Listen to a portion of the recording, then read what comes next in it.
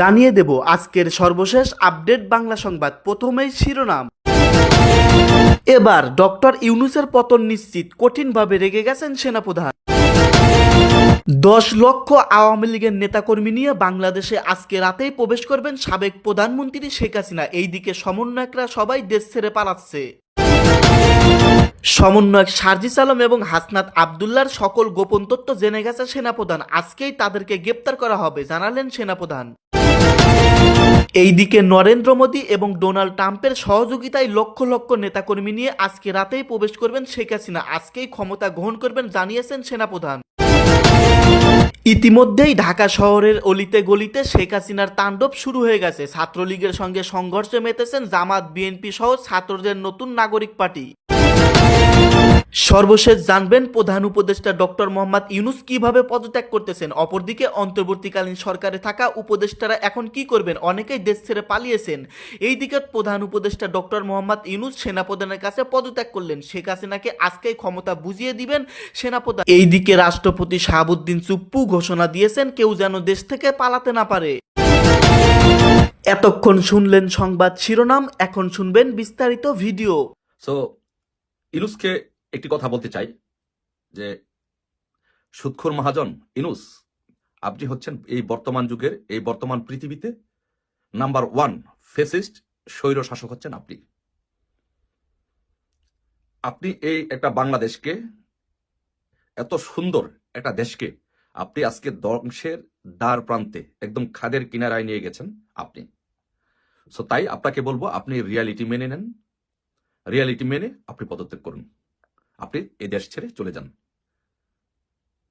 কারণ আপনার দিন শেষ। আপনি রিয়ালিটি মেনে নেন, আপনার পায়ের নিচে কোনো মাটি নেই। আপনি যে জঙ্গিবাদের উপরে, যে সন্ত্রাসবাদের উপরে দাঁড়িয়ে আপনি এই বাংলাদেশকে শাসন করতে চেয়েছিলেন, এই বিশ্ববাসী এবং দেশবাসী জেনে গেছে যে এই জঙ্গিবাদ দিয়ে বাংলাদেশে কি হবে। এই দেশবাসী অল্প সময়ের মধ্যে জেনে গেছে যে আপনার জঙ্গিরা বাংলাদেশে কি পরিমাণ নারীদেরকে দর্শন করছে, নারীদেরকে ছিনতাই, রাস্তাঘাটে চুরি ডাকাতি ছিনতাই করছে। এদেশের দেশবাসী জেনে গেছে। সো বর্তমানে আপনাকে 1% লোক, -1% লোক আপনাকে সমর্থন করছে না। সো আপনার দিন শেষ। সো আপনি রিয়ালিটি মেনে নেন, রিয়ালিটি মানার চেষ্টা করেন। আপনি টিভি দেখেন, সংবাদ দেখেন, নিউজ পেপার দেখেন, দেখে আপনি দেখেন যে বাংলাদেশের সার্বিক চিত্র কি। আপনি কাউকে বাংলাদেশে কথা বলতে দিচ্ছেন না। গতকালকে আমরা দেখেছি যে একজন সাংবাদিক, সে হাসনাত এবং সার্জিসকে শুয়োর বলেছে। তারা হেলিকপ্টারে করে আসিয়ার জানাজায় গিয়েছে। এই জন্য ওই সাংবাদিক তাদেরকে বলেছে ওই শুয়োরগুলো গেলেই কি না গেলেই কি, কতক্ষণের মধ্যে তাদের চাকরি চলে গিয়েছে। আপনি কি বোঝেন যে আপনি কত বড় ফেসিস্ট? আপনি এই দেশের সাংবাদিকদের বাক স্বাধীনতাকে আপনি কিভাবে হরণ করেছেন, বাক স্বাধীনতাকে কিভাবে আপনি গলা টিপে ধরেছেন। আপনি কি একবার চিন্তা করে দেখেছেন? কারণ আপনি চিন্তা করে দেখেননি, কারণ আপনার সেই দেখার সময় আপনার নেই। এই দেশ নিয়ে আপনার কোনো ভাবনা, কোনো চিন্তা, কোনো কিছু নেই।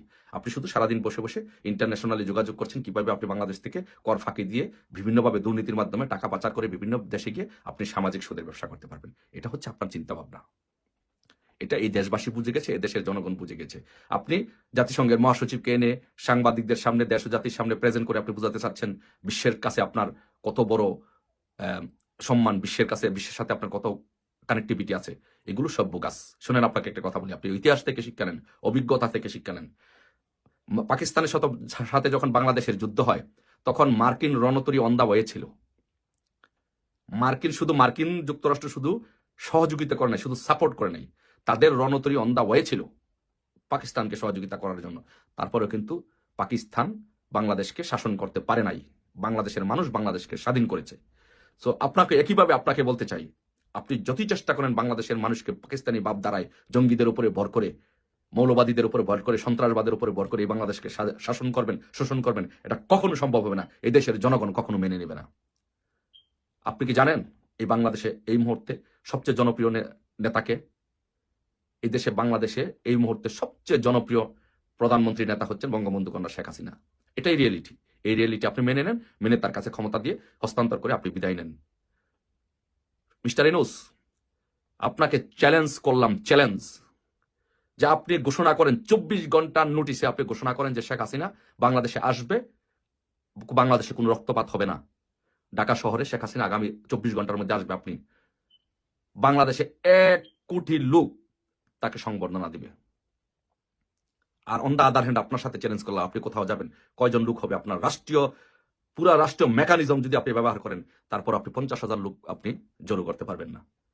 This is the reality, this is the fact, is call the popularity.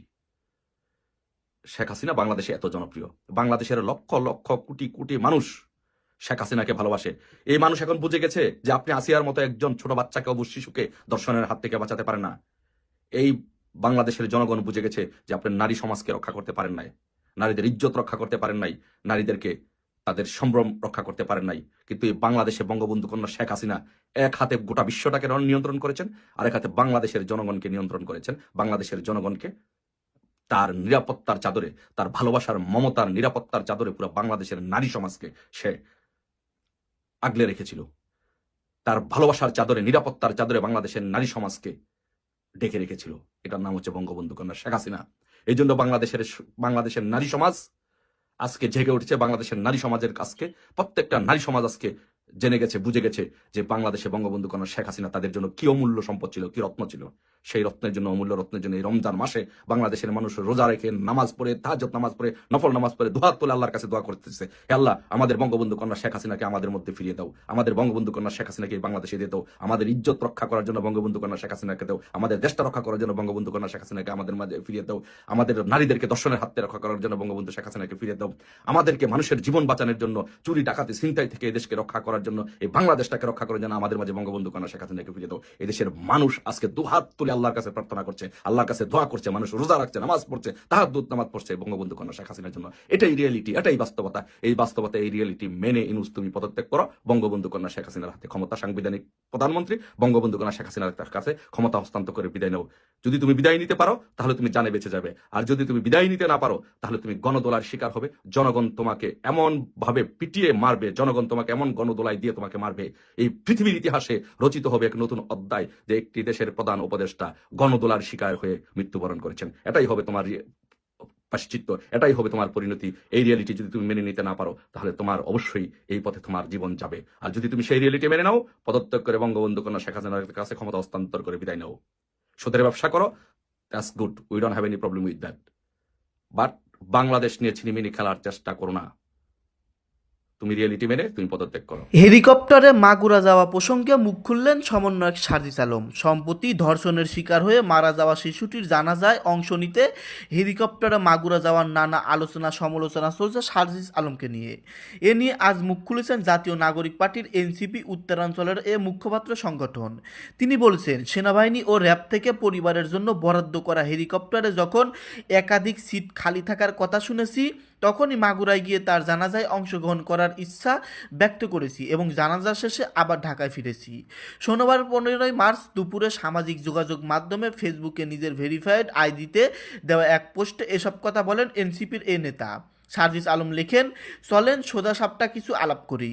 ওই যেটা নিয়ে আপনারা আলাপ করছেন সেই ফুটেজ নিয়ে নৃশংস একটি ঘটনা ঘটল। আমি আমার জায়গা থেকে সংশ্লিষ্ট পুলিশ প্রশাসনকে জানালাম দ্রুত আসামি গ্রেপ্তার করার কথা। তিনি লিখেন, আবার হাইকোর্ট থেকে ঘোষণা আসলে 180 দিনের মধ্যে ধর্ষণের বিচার প্রক্রিয়া শেষ করতে হবে। আমি আমার জায়গা থেকে দায়িত্বশীল একজন গুরুত্বপূর্ণ ব্যক্তিকে আমার মতামত জানালাম। 180 দিন অনেক বেশি হয়ে যায়, এটা 1-2 মাসের মধ্যে করা উচিত, না হলে মানুষের মাথা থেকে ঘটনাটা অনেকটাই মুছে যায় এবং সেই অপরাধের শাস্তি আত্মীয় সমাজে অপরাধ দমনে তেমন প্রভাব রাখতে পারে না। ব্যাপারটা এমন নয় যে আমি একাই জানিয়েছি কিংবা আমার জানানোর জন্যই গ্রেপ্তার হয়েছে বা আইনি পরিবর্তন হয়েছে। কিছু আমার জায়গা থেকে মনে হয়েছে এটা আমার করা উচিত, তাই আমি করেছি। তবে সে বিষয়ে ফেসবুকে স্ট্যাটাস দেয়নি। এরপর তাকে ঢাকা মেডিকেলে নিয়ে আসা হলো। আমিও ঢাকা মেডিকেল গেলাম। যখন জানলাম আইসিইউতে আছে তখন আর আইসিইউতে দেখতে যাইনি, কারণ বাইরে থেকে আইসিইউতে দেখতে গেলে ইনফেকশনের সম্ভাবনা থাকে। মেডিকেলের বাইরে থেকে খোঁজ খবর নিয়ে চলে এসেছি, ছবি পোস্ট করিনি। দর্শক, আপনারা বিস্তারিত আলোচনা শুনলেন। সমন্বয়ক সার্জিস আলম এইসব সম্পর্কে কি বলতেছেন?